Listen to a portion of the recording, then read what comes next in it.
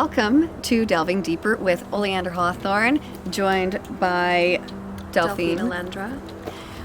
Delving Deeper is our metagame series where we talk about our characters, our sessions, anything that happens within them, or generally just ask each other, what the hells were you thinking? So today we are discussing character death. We are in my backyard, currently accidentally locked out of my house. Einar locked us out of the house. By accident.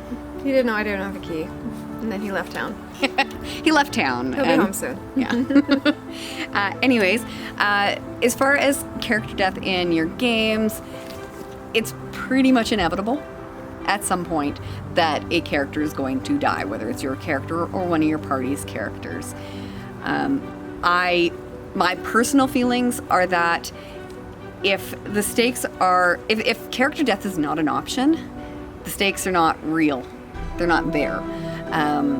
There's no reason for players to be careful or not, basically self-destruct themselves at every opportunity. Yeah, not Leroy Jenkins into everything. Not Leroy Jenkins into everything. And to be concerned about each other and not getting each other killed.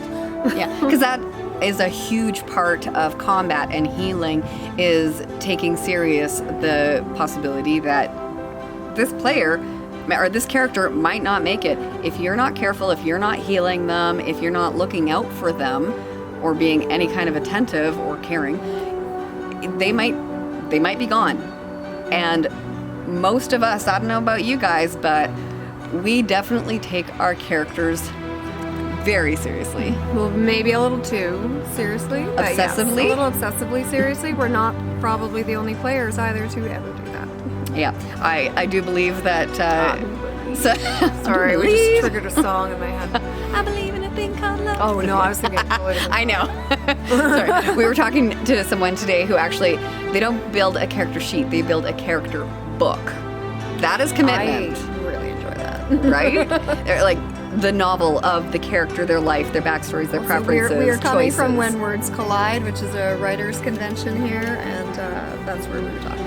Yes. A lot of D&D, actually. Lots of D&D at the Calgary When Words Collide. Mm-hmm. Yeah. So every campaign is going to have a different ritual, how they go about revivification or other whatever spells they use for... Make not dead. To make not dead. My boyfriend's back and he's gonna be in trouble. Can I sing that if I ever raise Einar? Yes. I think you have to.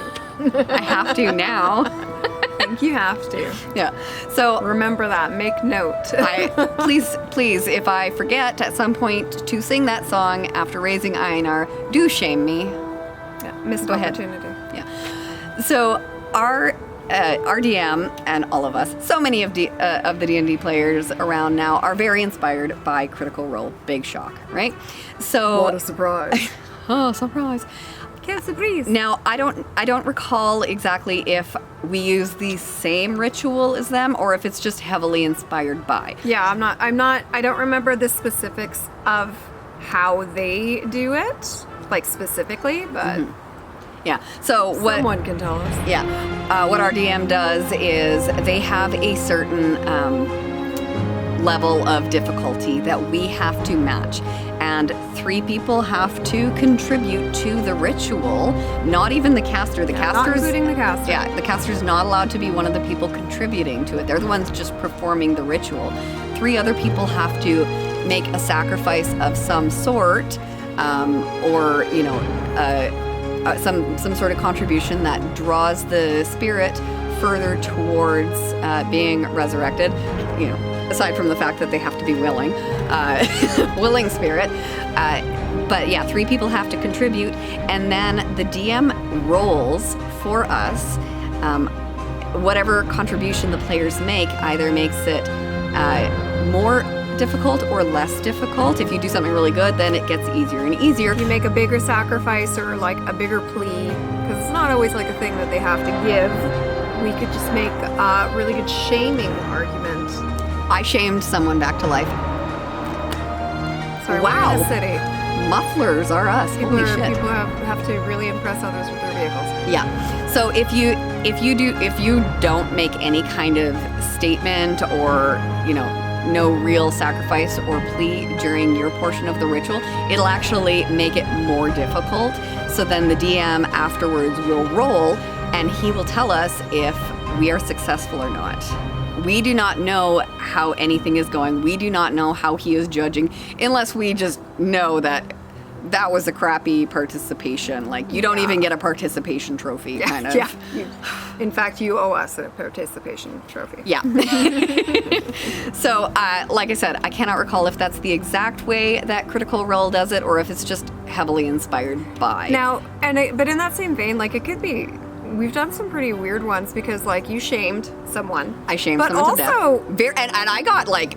I really added to it. Like, shame. They said that the DM said that the equivalent of he wanted to give me inspiration for how thoroughly. Yeah, but he always wants to give you inspiration. Usually just for saying he's handsome though. Not for shaming someone back to life. It was really good. It was really good. But actually my favorite is, now Delphine will give him a hard time for it, but when Drax sacrificed the only gift he's ever been given, which was a nice shirt that Delphine bought everyone because she decided you guys were too shabbily dressed and you needed to look nice to go to the Mage Tower at the very beginning, like this either first or second session. I bought everyone like a nice shirt or a nice shawl or something because they needed nice clothes and they did not have nice clothes by her standards, and Drax sacrificed his nice silk shirt she bought him in her Drukin's, I think. I thought that was when Drukin had passed. Yeah, I just, so think out of the box. Yeah. Could be anything. Yep. Shame is a very fun addition. Just shame is. In case anybody wants to. Nice clothes. Or nice clothes. Oh, nice clothes. Or killing other things. Not the standard, but I did sacrifice a certain That was tree. because you were casting the spell. I was yeah. I don't know if we're going to get stormed out here or not. That's true. We might get stormed out. We might get really wet. It's been odd. So another thing that we did want to discuss, and a lot of people have feelings on, is we feel the killing of an absent player. Because there are parameters. We know a fellow DM that has just put out recently a video about never kill an absent player unless. And I fully agree with Go Buff Yourself, DM. I fully agree with him, actually, because in the scenario, it's generally unfair to have bad things happen to players who aren't there. Unless they're not there to participate, they're not there to give any choices as to what their character may or may not do. However, if there has been a discussion beforehand and the player has given permission for other players to control them, knowing they're in a situation where if they are allowing their player to be controlled, their player can participate in a fight, they may get hurt. Or worse. If that player consents to all of these willingly, then they might die. Exactly. Now, I actually have been, like 20 years ago or more, I was part of a game where I was an absent player and my character did die. Because the DM at that point was like, I don't care, I'm using your character, they're here, they're doing whatever, they die. So that's one of those things where...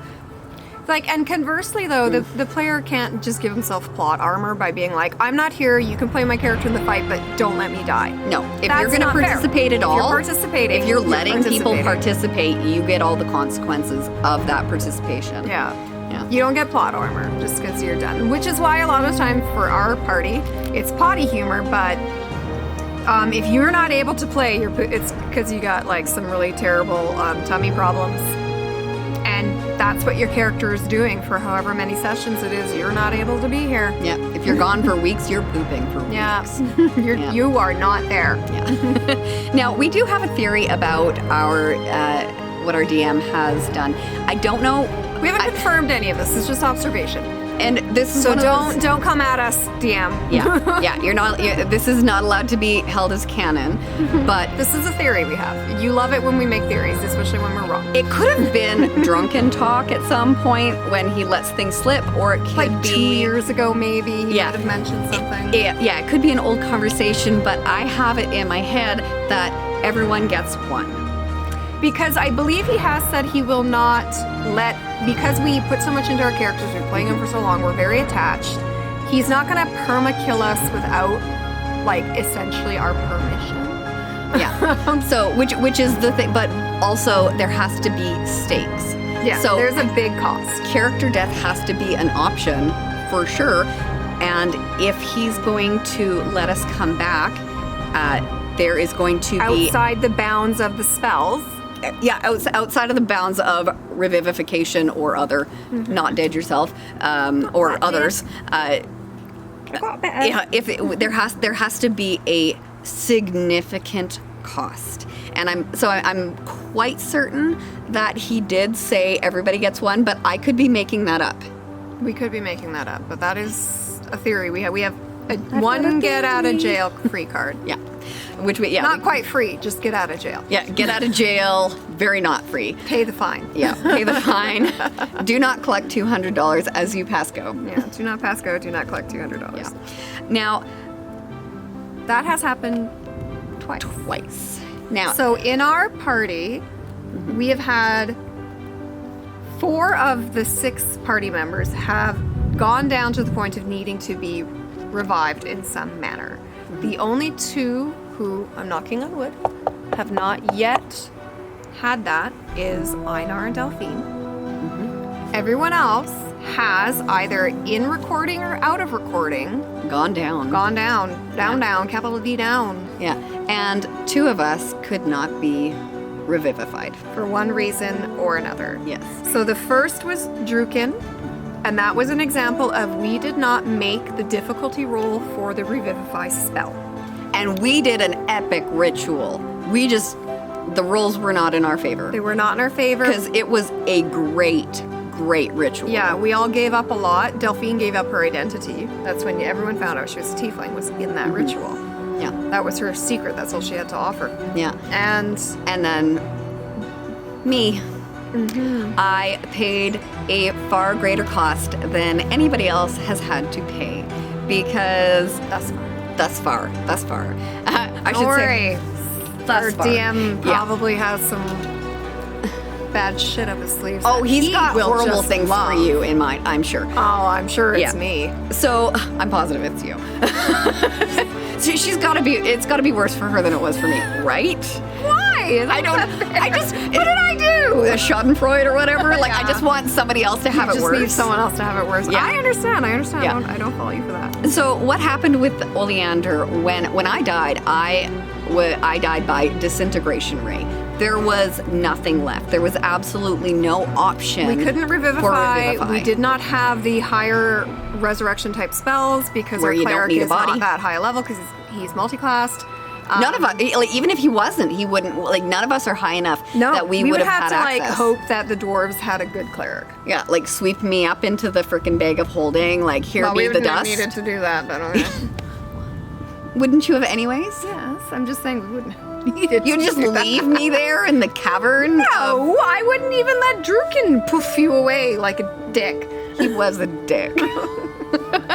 He was They were in his fighting. feels. We were deep in our feelings. Yeah, there was a giant fight Mommy over and not Daddy, even my corpse. Mommy and Daddy were fighting. Yeah, very much so. They had a fight over my corpse Okay, well, and my no. dust, and I was nearly blown away, literally, It like, was a real not good time. by Druken having a hissy fit. It's a real bad time, yo. Yeah. So the cost is the interesting part that happens here now, because in we go to this scene. Now, of course, I've gone off. I've had a hissy fit. They've continued playing because we're in the middle of a battle, and then I get a message from the we have to DM: the beholder "Get your ass back down here."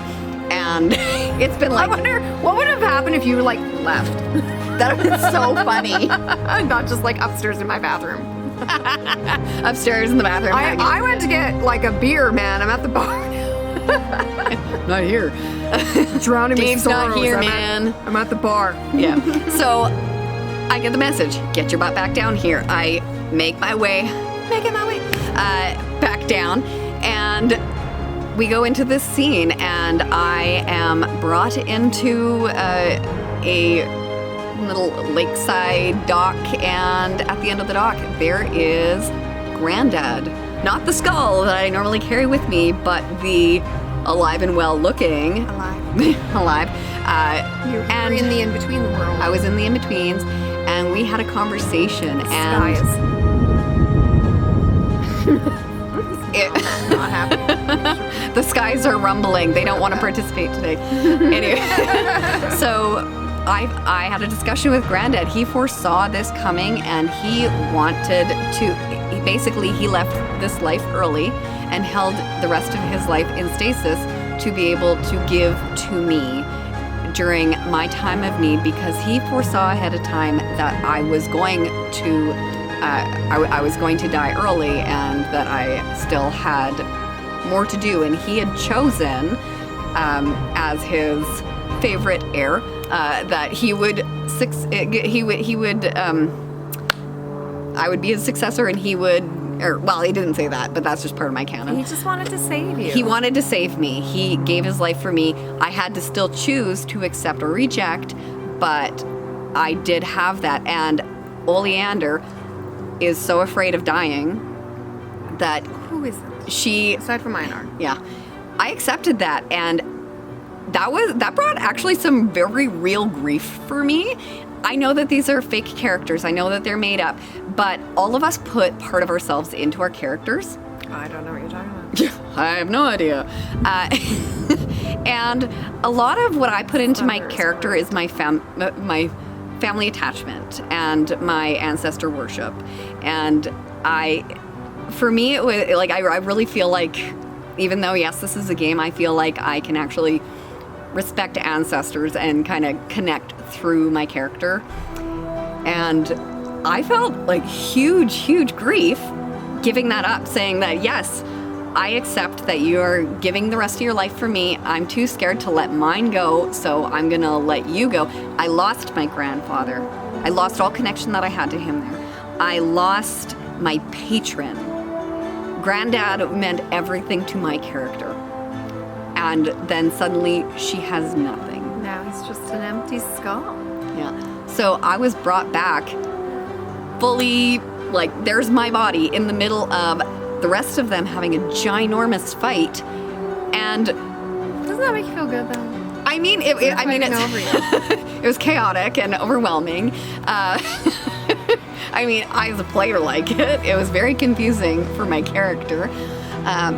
But it was just such an overwhelming moment.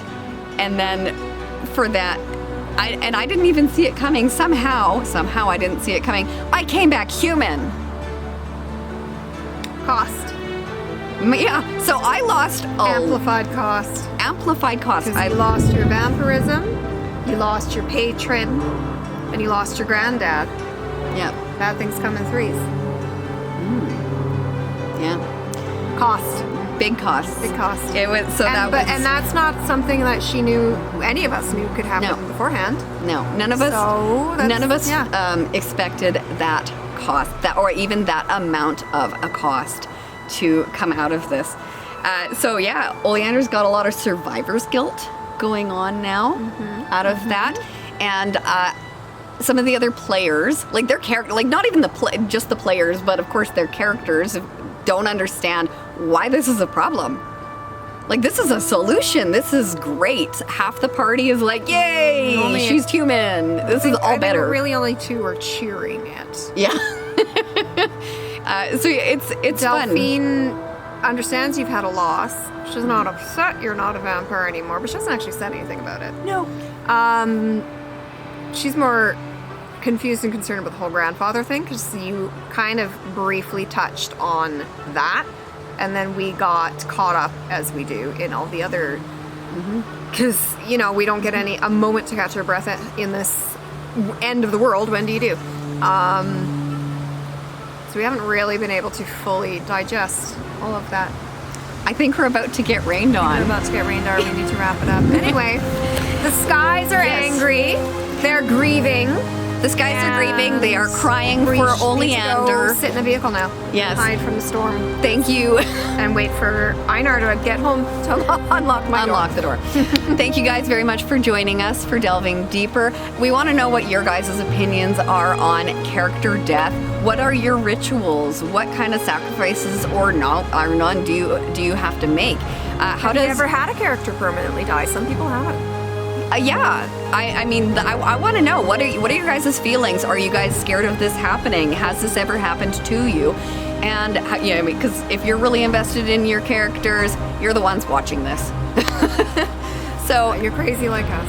Welcome let to the club. let us know how you guys are. What are your guys' thoughts on character deaths in your D&D or other TTRPG games?